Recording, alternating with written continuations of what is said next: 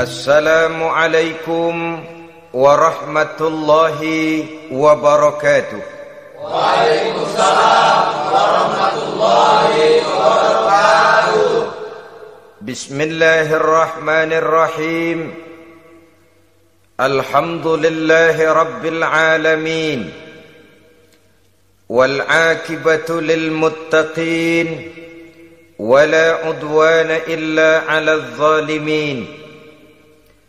Wassalatu wassalamu ala ashrafil anbiya'i wal mursalin Sayyidina wa maulana Muhammadin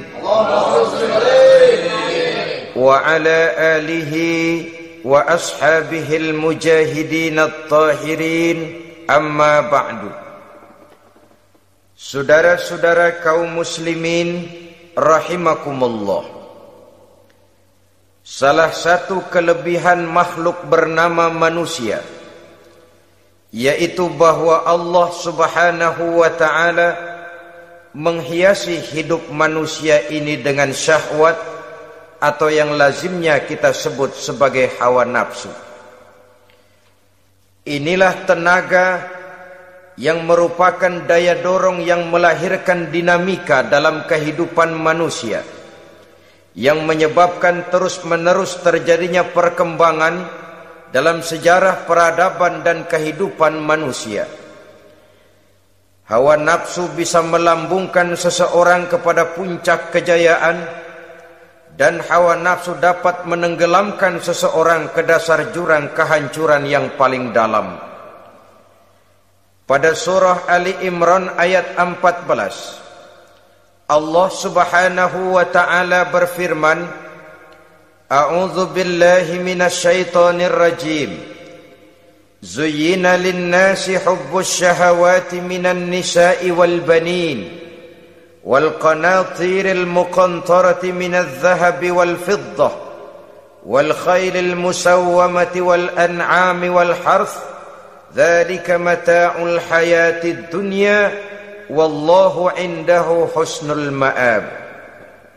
Mari kita perhatikan ayat ini lebih dekat lagi. Allah subhanahu wa ta'ala menjelaskan, Zuyyina lin-nasi hubbus syahawat. Makhluk manusia itu dihiasi dengan hawa nafsu. Dengan kata lain, hawa nafsu adalah perhiasan. Manusia tanpa hawa nafsu sama saja dengan orang yang tidak berhias, monoton, tidak mempunyai perkembangan dalam gerak kehidupannya. Tetapi kalau hawa nafsu adalah perhiasan, maka jika kita berbicara soal perhiasan, ada dua hal yang harus menjadi catatan pokok. Pertama, kapan satu perhiasan boleh kita pakai? Yang kedua, di mana perhiasan itu harus kita pakai? Kalau saudara berdandan rapi, pakai sepatu dengan kaos kaki, celana, jas, pakai dasi segala macam, tapi itu saudara lakukan pada saat saudara akan pergi ke WC, maka saudara sudah memakai perhiasan tidak pada waktu yang tepat. Begitupun sebaliknya, kalau jam tangan saudara pakai di kaki, kopiah saudara pasang di kaki, lalu sepatu naik ke atas jidat, maka saudara memakai perhiasan tidak pada tempatnya yang tepat. Demikian juga sifat yang bernama nafsu. Kapan dia boleh diperturutkan, di mana dia boleh disalurkan, adalah tugas daripada agama untuk mengatur syahwat atau hawa nafsu. Lihatlah kehidupan malaikat. Malaikat makhluk yang diciptakan Allah tanpa hawa nafsu. Maka kehidupan malaikat monoton. Malaikat tidak mempunyai peradaban dan kebudayaan. Malaikat adalah makhluk yang secara instingtif diciptakan untuk berbakti, tidak punya alternatif atau pilihan lain. Saudara lihat, Ada malaikat yang sejak diciptakan diperintahkan untuk sujud, sujud saja sampai sekarang enggak bangun-bangun. Ada malaikat yang sejak diciptakan diperintahkan untuk tasbih, tasbih saja, yang lain tidak. Ada malaikat yang sejak diciptakan diperintahkan mencabut nyawa, nyawa saja urusannya, yang lain tidak. Pekerjaannya monoton. Tetapi memang karena tidak ada hawa nafsu, tidak ada kecenderungan malaikat untuk nyeleweng. Belum pernah kita dengar misalnya ada malaikat Jibril korupsi ayat. Ini kelihatannya ayat bagus ini, nggak usah disampaikan kepada bawahan Muhammad, dipakai sendiri saja. Tidak. Kita belum pernah dengar malaikat maut keliru mencabut nyawa orang yang belum waktunya modar. Belum pernah. Malaikat itu ibadun mukramun la ya'sunallaha fima amarahum wa yaf'aluna ma yu'marun. Maka kehidupan malaikat adalah monoton. Dinamika tidak ada, peradaban dan kebudayaan juga tidak ada. Andai kata bumi dan seluruh isinya diserahkan kepada malaikat untuk mengisinya, barangkali saudara tidak akan pernah kenal jembatan Semanggi, saudara tidak akan pernah kenal Monas, gedung-gedung bertingkat, gedung-gedung pencakar langit. Semua yang menggerakkan itu adalah karena manusia mempunyai hawa nafsu. Nah, kemudian pada kalimat berikutnya Allah memberikan rincian. Apa nafsu kepada apa yang paling menonjol dalam kehidupan manusia itu? Pertama, minan nisa, hawa nafsu kepada perempuan. Ini tentu yang ditujukan laki-laki. Dimanapun saja makhluk bernama laki-laki, kalau dia normal, tidak impoten, mesti suka kepada perempuan. Itu wajar, bin pantas alias normal. Tetapi tadi saya katakan di awal, nafsu kepada perempuan adalah perhiasan. Kapan makainya, di mana makainya, itulah tugas agama memberikan tuntunan dan aturan. Saudara-saudara kaum muslimin rahimakumullah, nafsu kepada wanita dapat mengantarkan seseorang kepada puncak kejayaan, tapi nafsu kepada wanita bisa menenggelamkan seseorang ke jurang kehancuran. Bergantung kepada latar belakang apa yang mendorong timbulnya syahwat tadi. Dengan kata lain, motivasi syahwat tadi digerakkan oleh iman dan ketakwaan, atau semata-mata karena memang syahwat yang merupakan kendaraan iblis. Penyelewengan pertama yang terjadi dalam sejarah kehidupan manusia adalah penyelewengan yang dilakukan oleh Nabi Adam alaihi salam pada saat ia memetik buah khuldi. Kenapa itu dilakukan oleh Nabi Adam? Karena terdorong oleh rasa sayang dan cinta kepada istrinya Hawa. Sebenarnya Hawa lah yang merajuk, Siti Hawa lah yang membujuk, dan Nabi Adam oleh karena syahwatnya kepada istrinya memperturutkan bujukan Siti Hawa itu. Peristiwa Nabi Adam ribuan tahun yang lalu akan terus relevan sampai ke zaman kita sekarang ini. Berapa banyak orang-orang yang karena terlalu ingin menyenangkan istrinya, lalu tidak segan-segan melakukan perbuatan-perbuatan yang menyimpang, baik itu merugikan orang lain, merugikan masyarakat, bahkan merugikan bangsa dan negaranya. Seorang pedagang tidak akan segan-segan menipu. Sebaliknya pun begitu. Tidak jarang wanita di dalam kelemahannya bisa menenggelamkan dunia. Seorang suami yang jujur, polos, lugu, sederhana bisa jadi koruptor ulung karena didorong-dorong oleh istrinya. Istrinya barangkali bisa saja dibakar-bakar oleh tetangganya. Suaminya jujur, sederhana, kepala bagian, tempatnya basah tapi melarat. Istri rupanya tidak sabar melihat gaya hidup yang makin konsumtif, persaingan yang makin tajam. Suaminya dikipas-kipasin. Kata istrinya, bang, tetangga sebelah kita lakinya pegawai kecil, bang, tapi gelangnya kayak pelek beca. Abang ini kepala bagian tidak bisa membelikan saya macam itu, percuma lah. Kata suaminya, ya bagaimana bu, gaji saya cuma segitu-gitunya. Ya namanya kepala bagian, apaan, kayak sahabat dulu. Kalau sudah berpikir ke arah ini, artinya sudah ngipasi suaminya untuk melakukan tindakan yang tidak wajar. Saudara-saudara kaum muslimin rahimakumullah, sejak zaman klasik sampai kepada zaman kita sekarang ini, kita melihat kecenderungan syahwat kepada wanita ini. Julius Caesar yang katanya gagah perkasa, ternyata tunduk di bawah kaki Cleopatra.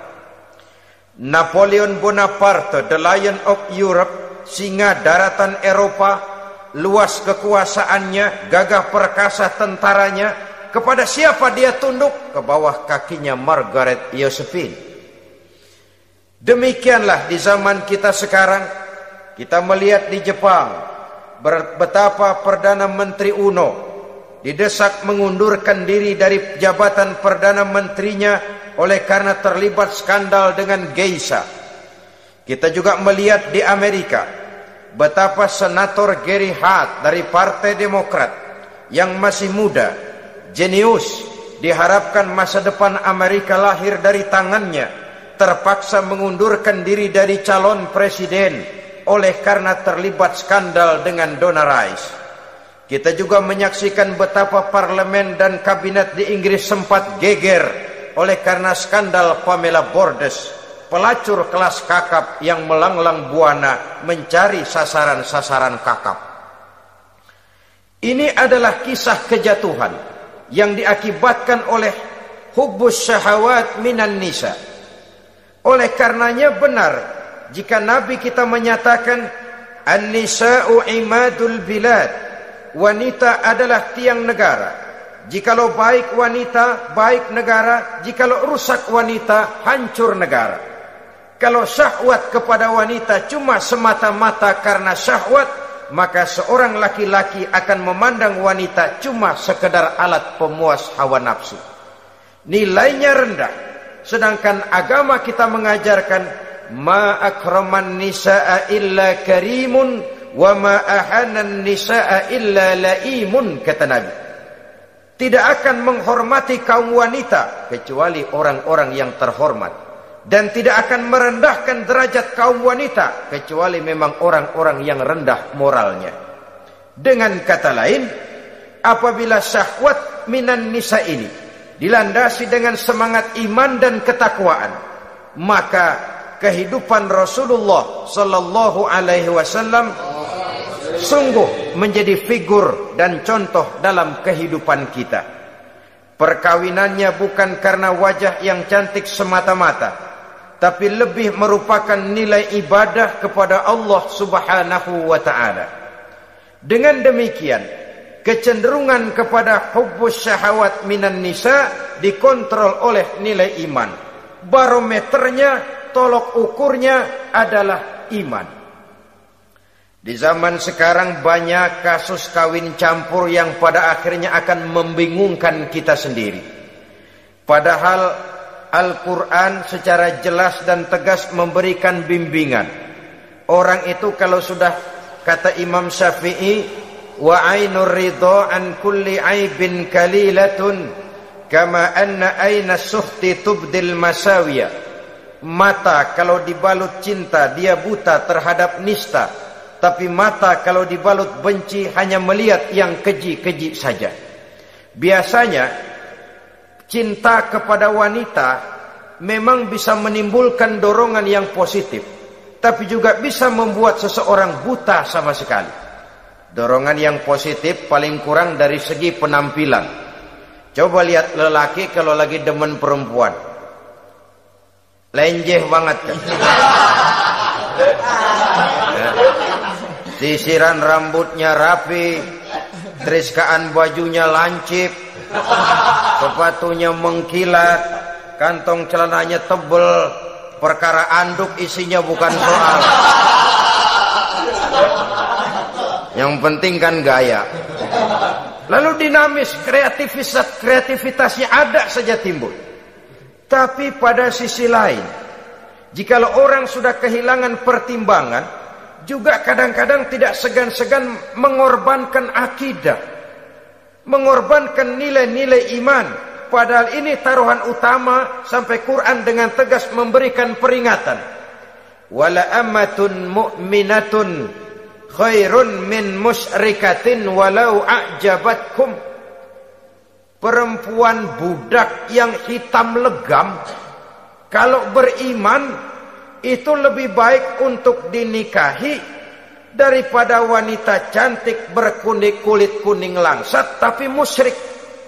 Lebih baik budak yang hitam legam beriman daripada wanita cantik berkulit kuning langsat berhati bangsat. Tapi kita kadang kehilangan pertimbangan. Karena agama, karena cinta agama digadaikan. Karena cinta akidah terjual. Karena cinta keyakinan jadi korban.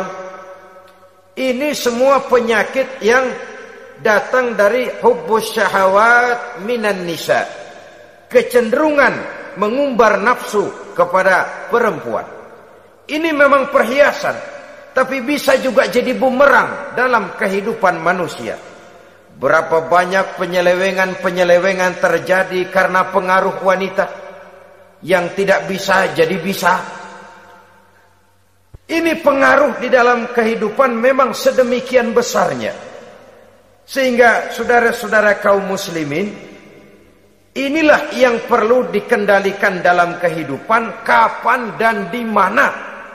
Kalau nafsu adalah perhiasan, kapan dan di mana perhiasan itu harus kita pakai, di mana dia harus kita tempatkan. Begitu juga yang menyangkut soal perempuan. Kapan? Ya kapan tentu kalau sudah nikah. Di mana? Yang jelas bukan di depan umum.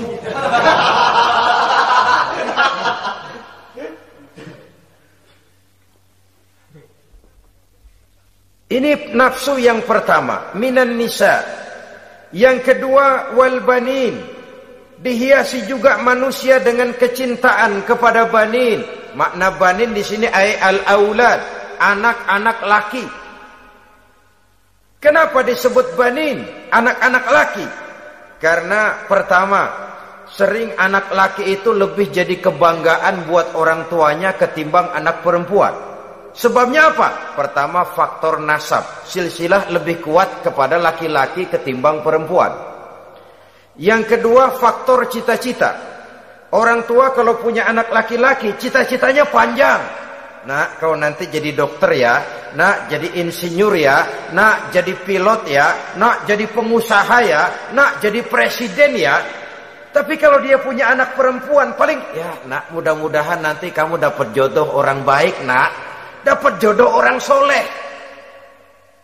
Saudara-saudara, yang ketiga, anak perempuan itu kalau sudah berkeluarga biasanya pindah kepada lingkungan keluarga lain. Sehingga orang berkata, punya anak perempuan banyak sebenarnya seperti agen. Artinya ada yang mau bawa, kan begitu. Ada yang minta, ambil. Ada yang berminat, buntel. Paling dia nengokin orang tuanya ya lebaran. Ya syukur kalau sebulan sekali atau seminggu sekali. Tapi minimnya kan lebaran. Dengan demikian dari garis nasab ini lebih kuat al-banin ketimbang al-banat. Manusia dihiasi dengan kecintaan kepada anak-anak. Sering karena terlalu cinta kepada anak, kita menjerumuskan anak. Terlalu sayang kepada anak, segala maunya kita perturutkan tanpa kendali dan kendala. Akhirnya sifat yang demikian itu malah mendorong anak untuk manja, tidak percaya kepada kemampuan yang dimilikinya, selalu mengandalkan kepada kebesaran, kemampuan daripada orang-orang yang dibanggakannya itu. Dan dalam kondisi demikian, kedewasaan dan tanggung jawabnya akan lambat berkembang. Maka Allah Subhanahu wa ta'ala memperingatkan bahwa harta dan anak bisa menjadi fitnah. Dalam ayat lain Allah juga memperingatkan, ya ayyuhalladzina amanu la tulhikum amwalukum wa auladukum an zikrillah. Wahai orang-orang yang beriman, jangan sampai hartamu dan anak-anakmu memalingkan kamu daripada mengingat Allah. Jangan sampai kesibukanmu kepada anak dan harta benda menyebabkan kamu sampai lupa mengingat Allah Subhanahu wa ta'ala.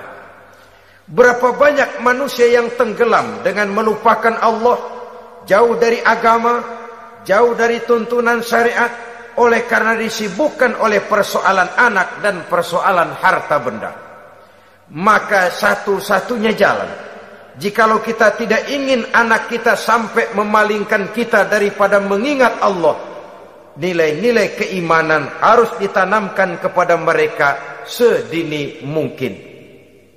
Dengan bekal ini, maka mereka, anak-anak kita, insya Allah tidak akan membuat kita orang-orang tua ini berpaling daripada mengingat Allah, berpaling daripada kehidupan beragama.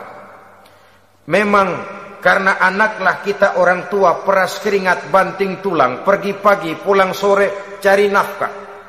Karena anaklah kita orang tua kepala jadi kaki, kaki jadi kepala. Asal mereka bisa menikmati hari depan yang lebih baik dari yang kita nikmati sekarang ini. Tapi berapa banyak juga orang-orang tua yang tidak sadar akan amanah berupa anak ini. Mereka lalai, mereka bersikap masa bodoh, padahal tidak akan ada yang tidak dipertanggungjawabkan di hadapan Allah Subhanahu wa ta'ala. Orang tua bisa mendapat pensiunan pahala kalau anaknya tumbuh menjadi anak yang soleh. Tetapi orang tua pun bisa saja masuk neraka karena anaknya menjadi anak yang kurang ajar dan orang tuanya sama sekali tidak pernah memberikan pendidikan yang sebagaimana mestinya. Saudara-saudara kaum muslimin rahimakumullah, kita tentu berharap memperoleh pensiunan pahala dan bukan mendapat tambahan dosa dari kekurang ajaran anak-anak kita akibat kita sebagai orang tuanya tidak pernah mau mendidik mereka. Dalam hadis ada diriwayatkan, ada anak kurang ajar, sembahyang tidak, puasa ibadah tidak, kenal Allah tidak, beriman pun tidak, dosa kelewat banyak, kejahatan berkarat. Di akhirat nanti disidang dia, ditanya, kamu kenal siapa Tuhanmu? Tidak. Kamu tahu siapa nabimu? Tidak. Kitab sucimu apa? Tidak tahu. Kiblatmu di mana? Tidak ada. Kamu sholat? Tidak pernah. Kamu puasa? Tidak pernah. Wah, kalau begitu kamu rusak sekali. Kamu neraka. Anak ini mengajukan protes. Saya menuntut keadilan. Benar saya tidak kenal siapa Tuhan saya. Saya tidak tahu apa kitab suci saya.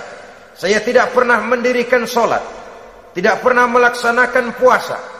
Pendeknya tidak ibadah dan tidak iman.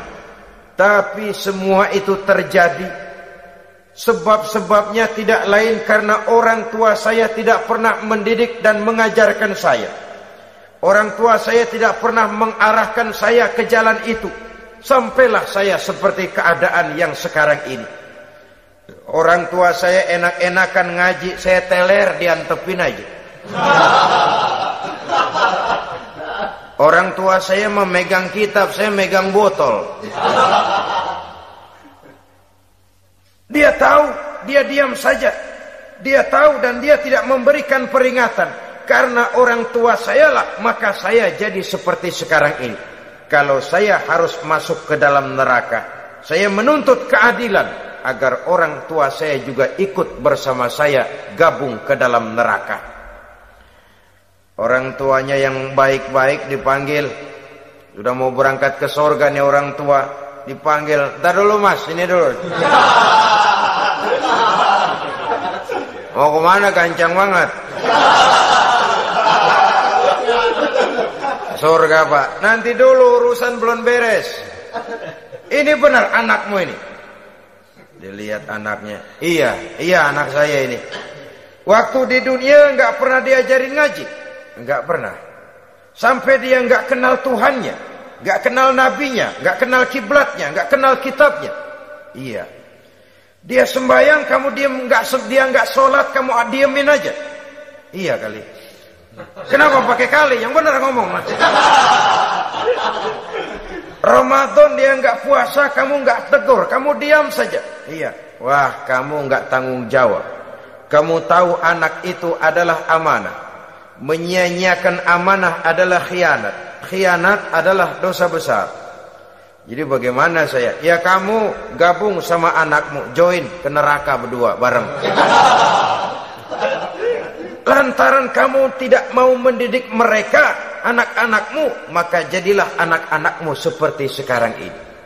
Saudara-saudara kaum muslimin rahimakumullah. Sebaliknya, jikalau anak-anak kita yang kita cintai ini, yang merupakan buah hati belahan jantung, tumbuh dan berkembang menjadi anak-anak yang soleh, yang bermanfaat bagi masyarakatnya, bagi agama, bangsa dan negaranya, kita orang tuanya bolehlah tentram menerima pensiunan pahala. Menerima pensiunan pahala dari kesolehan anak yang ditinggalkannya. Alangkah nikmatnya mendapat pensiunan pahala. Terbaring kita di bawah pohon kemboja, nilai kebaikan kita dikenal orang, nama kita akan tetap hidup. Oleh karena kita meninggalkan anak-anak yang tumbuh menjadi generasi yang soleh, bukan anak yang salah. Oleh karenanya, kecintaan kepada anak jangan sampai membuat kita lalai dari mengarahkan mereka kepada kehidupan beragama. Di zaman sekarang ini, kecenderungan kita mengarahkan anak pun sudah kepada kecenderungan yang berbau materialistis. Maka yang ramai bagaimana anak bisa mengejar program MBA, Master of Business Administration, supaya keluar bisa jadi manajer. Bagaimana anak lalu kursus komputer, supaya keluar menjadi tenaga yang canggih di bidang komputer. Ya, kalau dia perempuan cantik, bagaimana dia bisa masuk Akademi Sekretaris and Management, supaya bisa jadi sekretaris. Atau bagaimana dia bisa masuk sekolah nyanyi, supaya nanti jadi penyanyi dengan tarik suara, uang lalu mengalir ke dalam kocek jutaan nilainya. Maka yang ramai pun hal-hal yang semacam itu.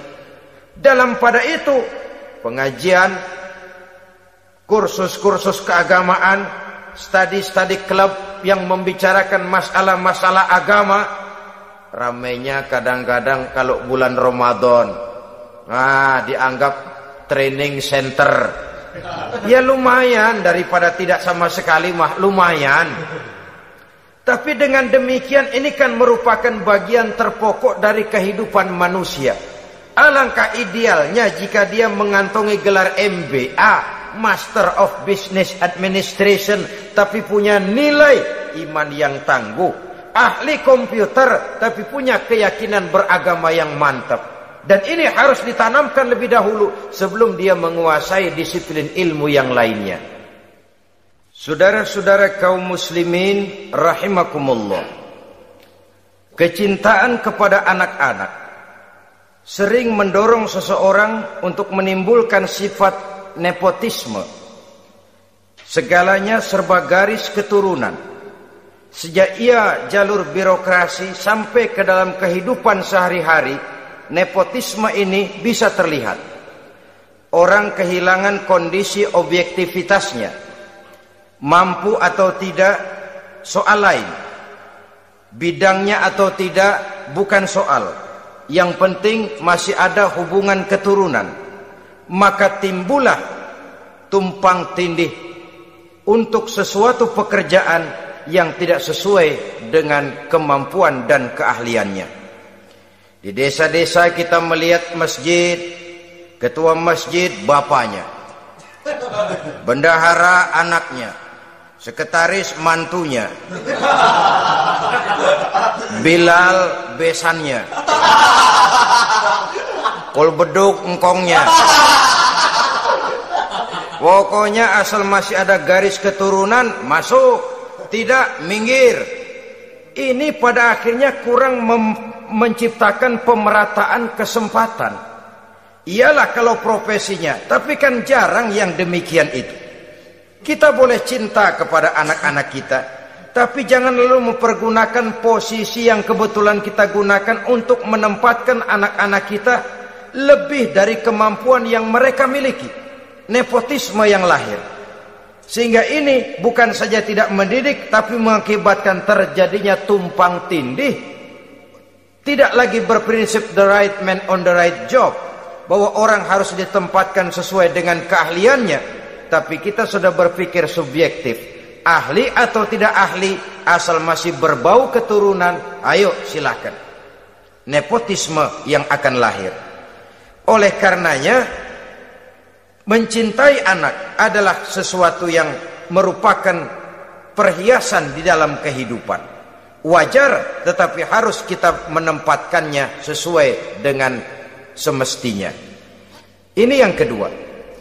Yang ketiga, nafsu yang menghiasi hidup manusia itu adalah nafsu kepada wal qanatiril muqantarati minadz zahabi wal fiddah.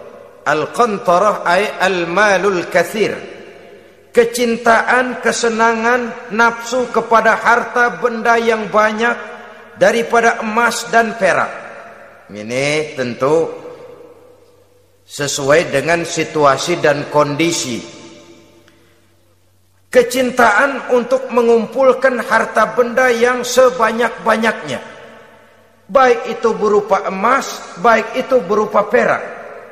Ini cuma penyebutan beberapa jenis dari kecenderungan manusia kepada harta benda. Bukankah sering dikatakan orang bahwa manusia di dalam berhadapan dengan harta itu seperti meminum air laut. Makin diminum, makin kering tenggorokan, makin haus kita dibuatnya. Apabila watak ini kita perturutkan, maka manusia tidak akan pernah kenal puas, tidak akan pernah kenal cukup. Nabi kita memberikan peringatan, "Lau anna libni Adam wadiyani min zahabin labtagha lahu mathalisan wa la yamla'u jawfa ibni Adam illa turab." Andai kata manusia mempunyai dua buah ladang yang seluruhnya berisi emas, akan puaskah manusia? Tidak, mereka akan cari ladang emas yang ketiga. Wala yamla'u jawfa ibni Adam illa turab. Sungguh mulut manusia ini tidak akan pernah penuh terisi kecuali kalau sudah disumpal dengan tanah. Artinya kalau sudah dia dipendam di liang lahat baru cukup. Tetapi sepanjang dia masih bergerak, masih hidup dan bernyawa, masih bisa berusaha dan berbuat, dia tidak akan pernah mengenal puas. Ini akan mendorong manusia terjebak kepada menghalalkan segala cara untuk mencapai tujuan. Yang penting kaya, kan begitu. Dan cepat. Sebab sekarang orang sering motong kompas. Yang penting kan cepat kaya. Soal cara, kalau jujur aja mah, sampai kapan mau kaya? Perkara itu renten, bukan soal. Perkara itu judi, tidak jadi masalah.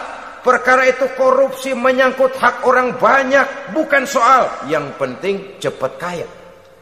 Dan anehnya lagi, tidak malu menumpuk kekayaan dengan cara yang tidak wajar. Ya kan orang hidup bermasyarakat tuh bisa dianalisa tuh. Emang usahanya apa sih? Gajinya sebulan berapa sih? Kok bisa gitu-gitu bener sih? Dari mana sih? Secara langsung orang tidak berani bertanya, tapi dari mulut ke mulut akhirnya tersebar jadi rahasia umum. Si Ano kan punya ano, dia anonya seano.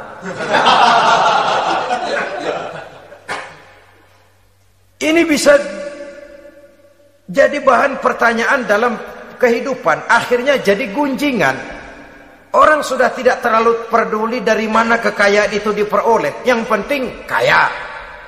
Dengan menghalalkan segala macam cara, terjebaklah ke dalam cara-cara mafia, terjebaklah ke dalam cara-cara yang tidak wajar, tidak bijaksana, memperkuat klik, clean, dengan menghantam yang lain.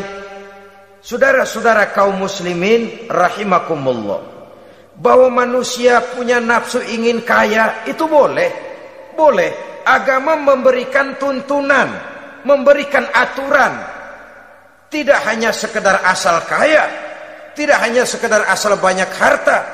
Malahan hadis menyatakan, kalau saudara diberikan umur panjang, pertanyaan akhirat cuma satu kok. Umurmu kau habiskan di mana? Kalau saudara diberikan amanah berupa ilmu pengetahuan, pertanyaan akhirat juga cuma satu kok. Ilmumu kau amalkan untuk apa? Tapi kalau kita diberikan amanah berupa harta benda, pertanyaan akhirat itu dua. Min aina iktasabahu wa fima anfaqahu. Dari mana hartamu kau dapat, kemana hartamu kau belanjakan. Dari mananya ditanya, kemananya juga ditanya. Depan belakang ditanya. Dan kalau mempergunakan harta untuk kesenangan syahwat, orang berani bukan main. Tapi kalau untuk kepentingan agama, yang hakikatnya untuk kepentingan dirinya sendiri, berat seperti nyabut bambu dari ujung. Orang kalau menyumbang masjid 100.000, itu kan zohirnya memberikan panitia masjid. Tapi hakikatnya kan dia nabung buat dirinya sendiri. Seolah-olah dia cuma berkata, Pak, tolong saya titip 100.000, ini untuk kepentingan saya di akhirat nanti. Silakan uangnya mau dibelikan semen, pasir, kaca, pintu, jendela, silakan. Saya cuma titip, ini untuk saya di akhirat nanti. 100.000 Pak. Zohirnya dia memberikan kepada panitia masjid, madrasah, pesantren, yatim piatu. Hakikatnya dia nabung buat dirinya sendiri di akhirat. Malah tabungan ini bukan SDSB namanya, SDBS. Sumbangan dana berhadiah surga, itu SDBS namanya. Sekarang orang mengejar SDSB, lalu berat mengejar SDBS, sumbangan dana yang berhadiah surga langsung dari Allah Subhanahu wa ta'ala. Coba kalau dia main golf, sewa lapangan golf itu 400-500 ribu sebulan, paling 4-5 kali main. Beli stick golfnya saja sampai jutaan. Datang panitia pembangunan masjid 100. Minta didoain masuk surga lagi. Surga 100.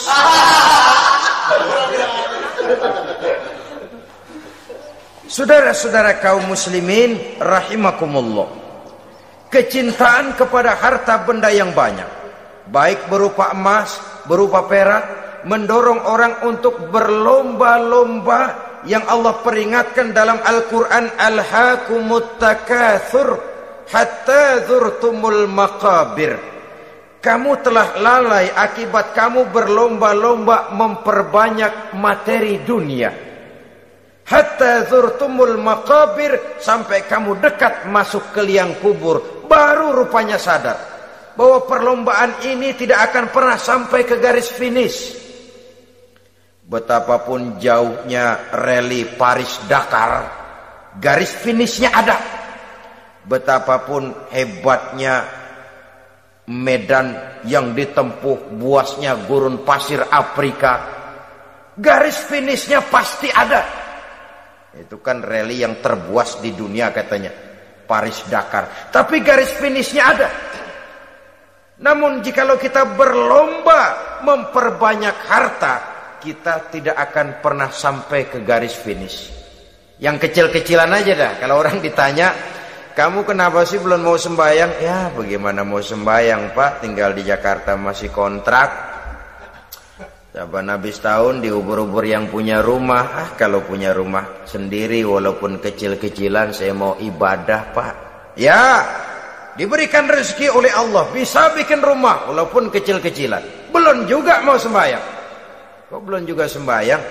Iya Pak, rumah emang udah punya sendiri, cuman kecil Pak. Atasnya atap, kalau hujan aja bocor.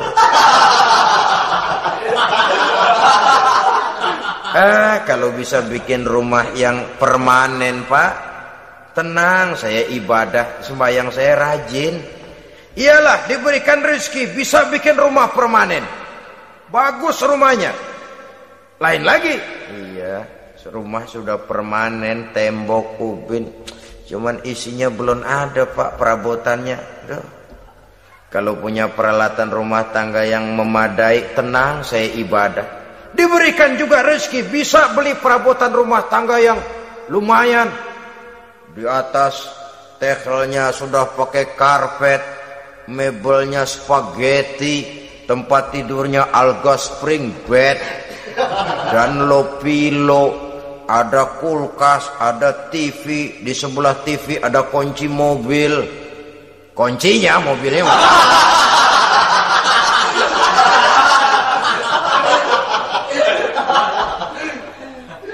bagaimana? Sekarang sudah cukup perabotan. Perabotan sudah ada Pak, cuman kendaraan belum punya ini.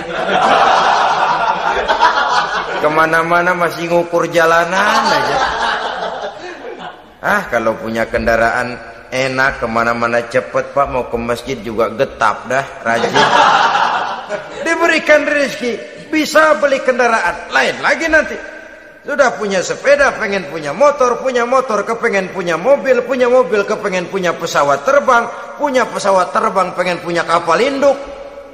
Sudah punya kebun, pengen beli sawah, sudah punya sawah, pengen punya gunung, sudah punya gunung, laut diborong. Perlombaan materi tidak akan pernah membawa kita ke garis finish, karena sifatnya sangat abstrak, bahkan akan mendorong kita seperti gurita, cenderung kepada penyakit tamak bin rakus alias serakah.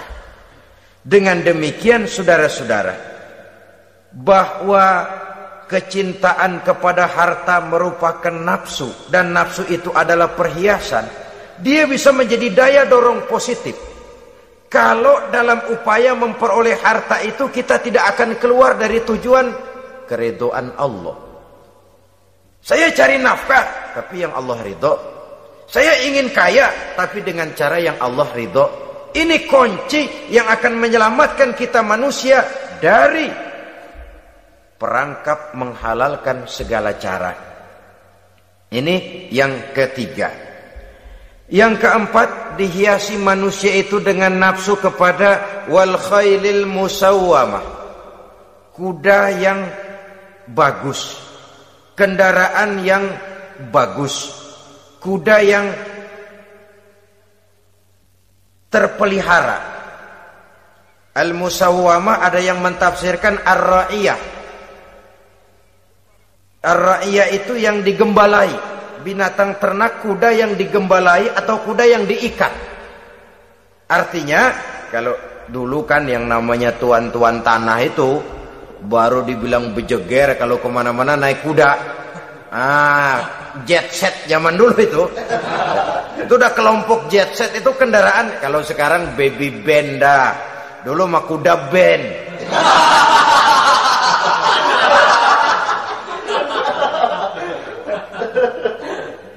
Manusia punya kecenderungan suka kepada kendaraan.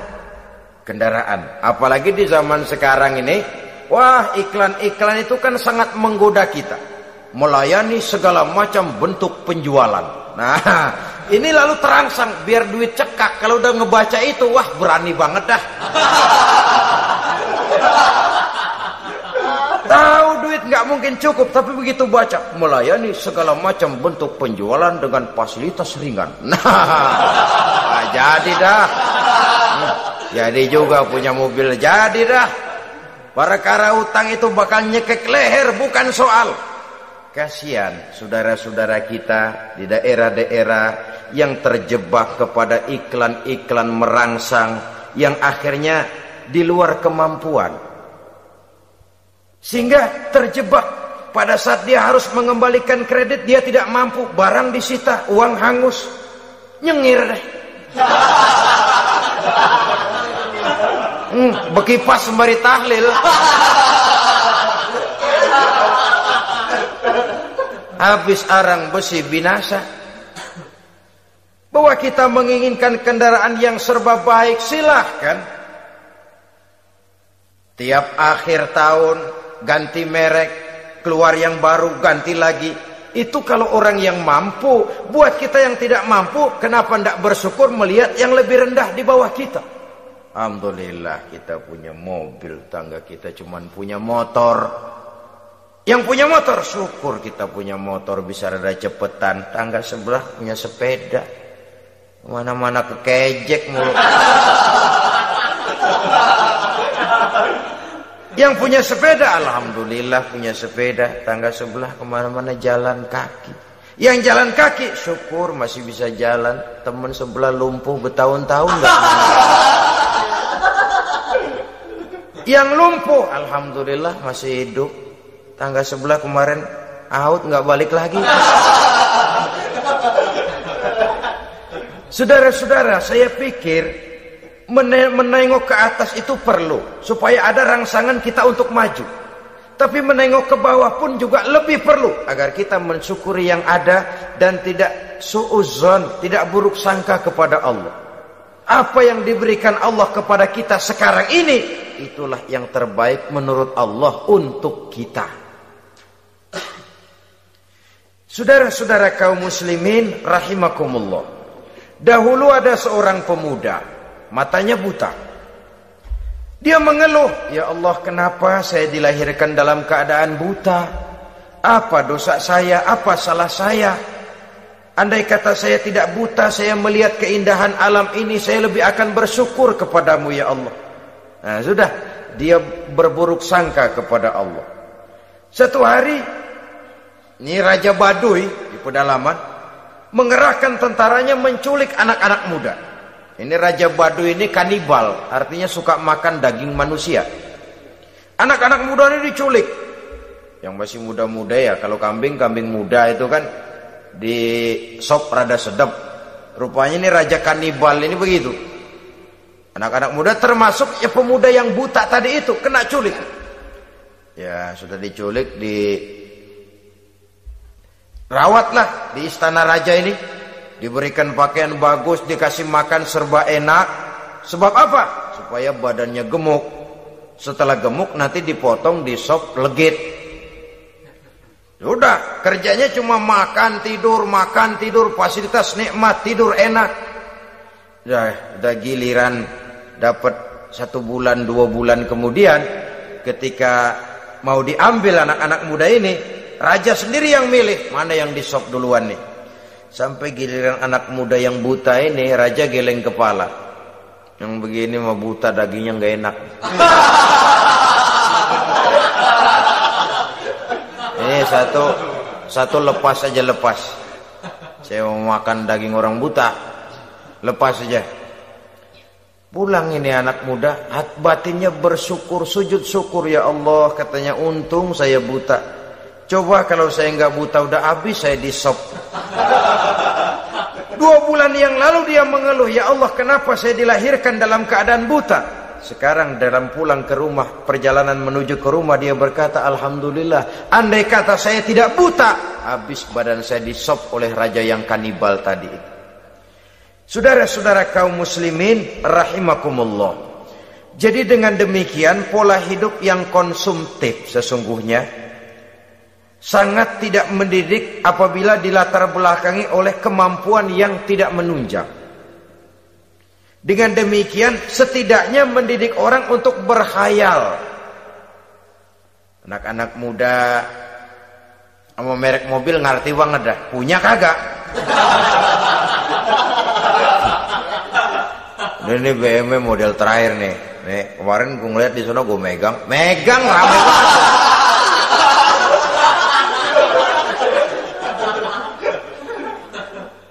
tulul amal ini kalau tidak diimbangi dengan saluran yang positif, dia akan terjebak kepada penyakit tulul amal, panjang angan-angan.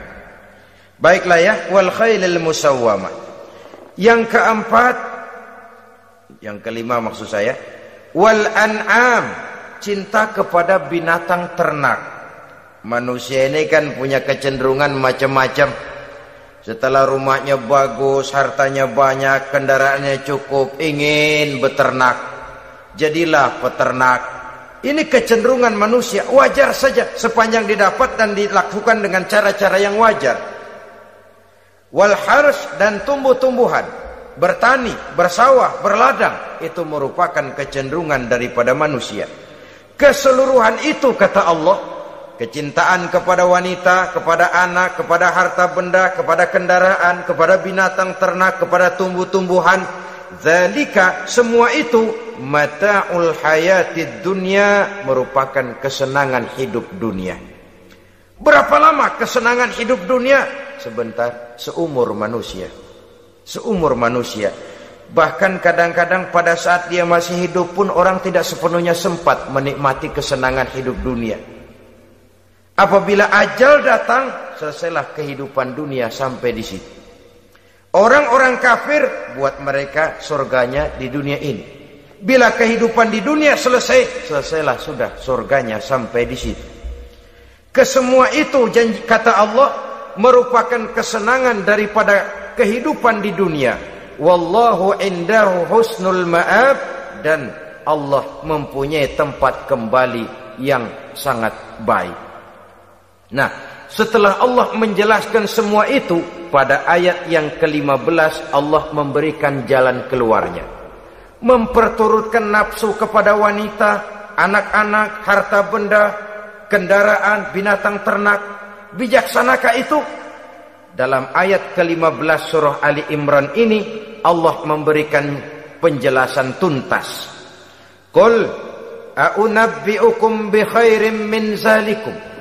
Katakan kepada mereka Muhammad, maukah kamu aku beri kabar yang lebih baik dari semua itu?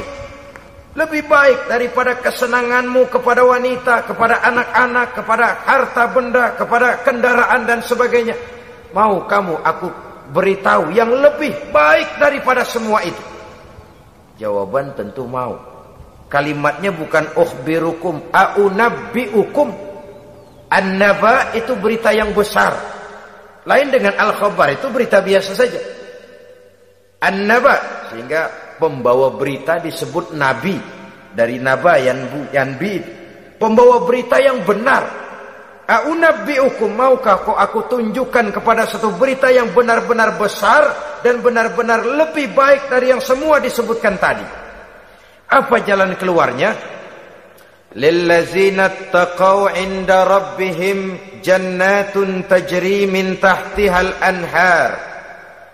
Bagi orang-orang yang bertakwa kepada Allah, mereka akan mendapatkan surga yang di bawahnya mengalir sungai. Khalidina fiha, mereka akan kekal di dalamnya. Wa azwajun mutahharah, dan mereka mendapat istri-istri yang suci. Waridwanum minallah, dan keridhaan daripada Allah subhanahu wa ta'ala. Kalau kamu hai orang-orang yang beriman, kalau kamu hai manusia menyangka bahwa nafsu kepada wanita, anak-anak, mengumpulkan harta benda, kendaraan yang menarik, binatang ternak dan tumbuh-tumbuhan itulah yang lebih baik untuk kesenangan dunia, memang itu kesenangan dunia. Tapi nih, seolah-olah kata Allah, nih saya kasih tahu kamu, aku beritahu yang lebih baik dari semua itu. Apa? Takwa kepada Allah. Kecintaan kepada wanita. Kalau takwa dasarnya, orang enggak amburadul, enggak semrawut, enggak pokoknya gue masal perempuan dan membuat terus. Tapi punya kaidah, punya norma. Demikian juga kepada anak-anaknya. Demikian juga kepada harta benda. Pokoknya asal harta, mau halal mau haram, tekuk terus dah. Semuanya dilandasi oleh taqau, lillazina taqau, oleh ketakwaan kepada Allah. Nah, ketakwaan ini akan menghasilkan apa? Inda rabbihim jannatun tajri min tahtihal anhar. Melahirkan, menghasilkan surga yang di bawahnya mengalir sungai-sungai. Saudara-saudara kaum muslimin rahimakumullah, jika kita menyangka bahwa wanita bisa memberikan kesenangan, iya, kesenangan dunia. Jika kita menyangka bahwa harta benda bisa memberikan kesenangan, iya, kesenangan dunia. Jika kita menyangka bahwa kendaraan bisa memberikan kesenangan, iya, kesenangan dunia.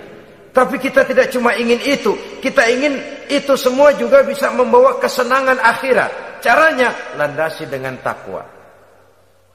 Kesenangan kepada wanita didasari dengan takwa. Maka jangan jadikan wanita cuma sekedar alat pemuas hawa nafsu. Kesenangan kepada anak-anak dilandasi dengan takwa. Maka anak-anak diarahkan kepada jalan yang diridhoi Allah. Kesenangan kepada kendaraan dilandasi dengan takwa.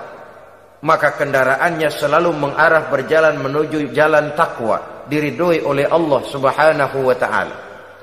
Kalau tidak, tuh mobil asal lempengan Ancol gancang banget dah. Tapi giliran dihadapin ke masjid, mogok melulu. Urusan ngaji ada aja halangannya tuh kendaraan. Tapi kalau untuk urusan maksiat, ngebut benar-benar. Dilandasi dengan ketakwaan. Sehingga dengan demikian tidak hanya sekedar surga di dunia ini, tapi lebih-lebih di surga di akhirat nanti. Khalidina fiha, kekal. Kalau dunia ini kan zillun zail, bayangan. Hari ini kita jaya, besok kita bangkrut. Siapa yang mau menghalangi? Hari ini kita melambung, besok kita nyungsep. Siapa yang bisa menarik? Tidak kekal, berubah, temporer, relatif. Di sana kebahagiaan yang dilandasi dengan takwa ini sudah surga, kekal di dalamnya, azwajun mutahharah. Dapat istri-istri yang suci. Suci dalam arti belum pernah dijamah orang lain. Suci dalam arti tidak pernah terkena halangan. Seperti men misalnya, baik menstruasi atau mencret, itu tidak. Azwajun mutahharah. Konon makna mutahharah ini ya artinya juga bisa selalu gadis, bidadari itu, selalu perawan, tidak pernah janda, walaupun tiap hari dipakai, perawan terus. Dan yang lebih penting, waridwanum minallah, mendapat ridho dari Allah Subhanahu wa ta'ala. Jadi hawa nafsu dengan motivasi takwa, itulah sesungguhnya yang dikehendaki oleh Ali Imran ayat 14 dan 15. Dengan demikian, manusia dengan ketakwaannya mengendalikan hawa nafsu, dan bukan malah dikendalikan oleh hawa nafsunya. Sehingga dengan demikian seluruh fasilitas yang dimilikinya, baik itu berupa istri, anak, kendaraan, binatang ternak, harta benda, tanam-tanaman, seluruhnya semakin meningkatkan ketakwaannya kepada Allah Subhanahu wa ta'ala. Mudah-mudahan kita bisa mencapai tingkat ini, di mana kita hidup mampu dan sanggup mengendalikan nafsu, bukan malah dikendalikan oleh hawa nafsu. Terima kasih dan mohon maaf. Wassalamualaikum warahmatullahi wabarakatuh.